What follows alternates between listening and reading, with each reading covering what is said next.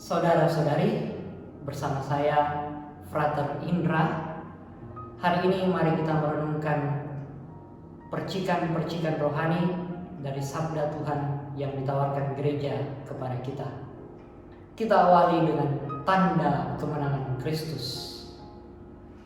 Dalam nama Bapa dan Putra dan Roh Kudus. Amin.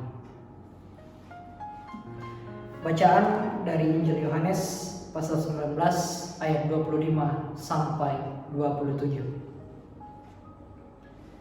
Inilah Injil Yesus Kristus menurut Yohanes. Waktu Yesus disalibkan, di dekat salib Yesus berdiri ibunya dan saudara ibunya, Maria istri Klopas dan Maria Magdalena. Ketika Yesus melihat ibunya dan murid yang dikasihinya di sampingnya, berkatalah ia kepada ibunya, "Ibu, inilah anakmu." Kemudian katanya kepada muridnya, "Inilah ibumu." Dan sejak saat itu, murid itu menerima dia di dalam rumahnya. Demikianlah Injil Tuhan. Saudara-saudari terkasih, hari ini adalah peringatan wajib Santa Peran Maria berduka cita. Injil yang baru saja kita dengar hari ini merupakan puncak dari segala duka cita Maria.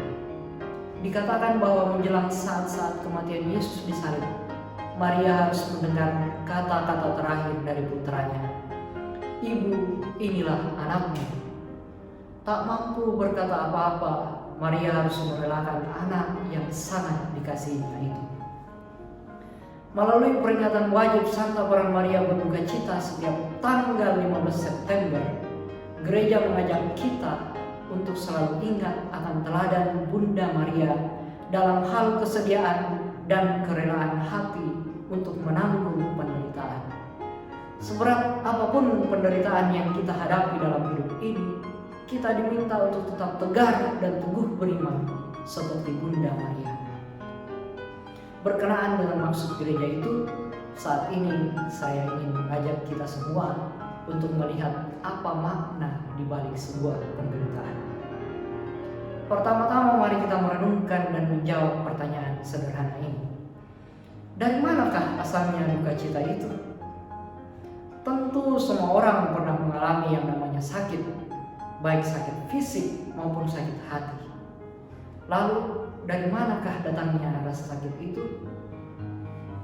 Ada satu jawaban menarik yang ingin saya tawarkan kepada kita sekalian.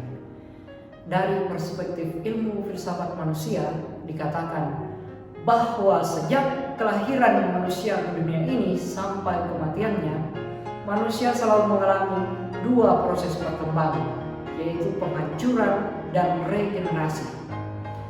Pada tahap fisik, ketika kita mulai merasa lapar atau haus, atau ketika kita sedang sakit, sebenarnya beberapa sel dalam tubuh kita ini lenyap. Kemudian setelah makan dan minum, atau setelah minum obat-obatan, sel-sel itu dibangun kembali. Hal serupa juga terjadi pada tahap psikis. Ketika kita merasa terluka atau sakit hati, sebenarnya kita sedang kehilangan sesuatu. Kemudian ketika kita berhasil sembuh dari rasa sakit itu, elemen-elemen yang tadinya hilang dibangun kembali. Yang amat penting adalah bahwa setelah penghancuran, regenerasi selalu menghasilkan elemen-elemen yang lebih kuat dan lebih matang daripada sebelumnya. Singkat kata, dari fenomena ini kita melihat bahwa rasa sakit atau duka cita merupakan efek dari satu proses yang sangat dibutuhkan dalam perkembangan hidup manusia. Mungkin selama ini ada begitu banyak hal yang membuat kita berduka cita. Perselisihan, perbedaan pendapat, kehilangan, pengkhianatan, ketidakadilan, dan berbagai macam hal lainnya.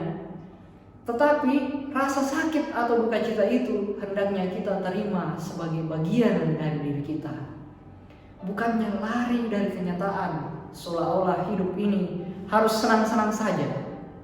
Ada kalanya kita juga perlu berduka cita, merasakan sakit dan beratnya hidup ini untuk tumbuh menjadi seorang yang lebih kuat dan lebih tangguh. Duka cita adalah proses menuju kedewasaan. Hal ini sejalan dengan iman yang kita yakini. Sebagai pengikut Kristus, kita diajak untuk memikul salib dan bukannya menghindari salib. Salib selain sebagai ketaatan kepada kehendak Allah, juga bermakna sebagai proses menuju kematangan dan kedewasaan iman.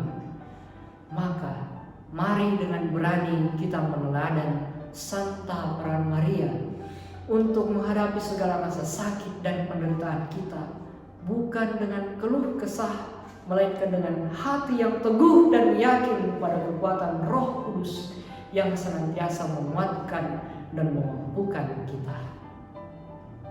Amin.